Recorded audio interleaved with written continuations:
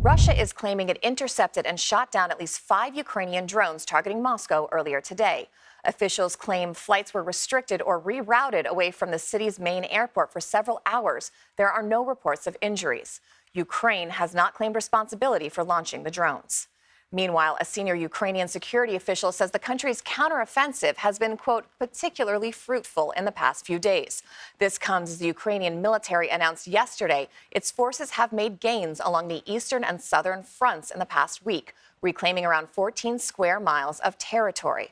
Following the latest from Ukraine is Charlie D'Agata of CBS News, who has spent a lot of time there. Charlie, how is this long-awaited, long-anticipated spring/summer offensive going, and are they actually getting some traction now, or is that just spin from Kyiv?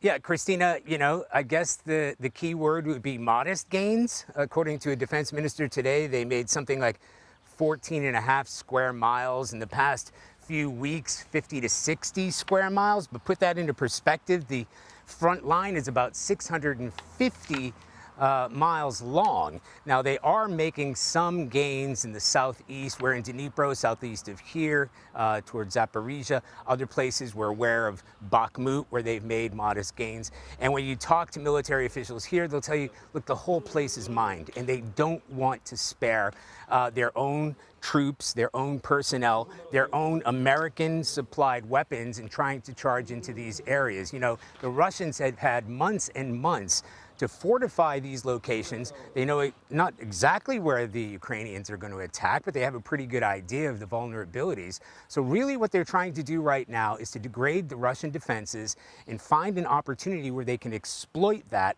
and then push through. That is why it has been slow going, as we understand. And Charlie, talk to me about the impact of this alleged drone strike on Moscow today. Does it show that Russia has vulnerabilities, or is it a show of force by Ukrainians? Or do we know at this point?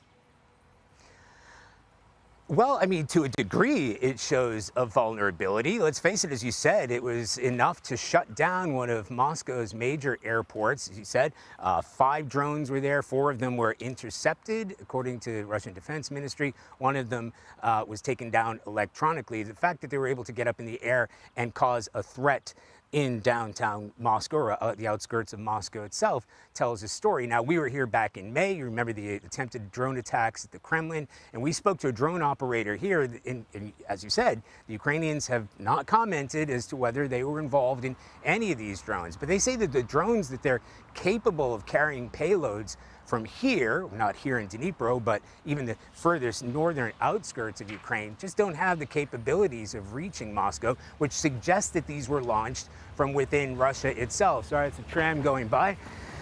Were launched within Russia itself. And when that is happening, these are short-term flights, low-level flights, and very difficult to defend against.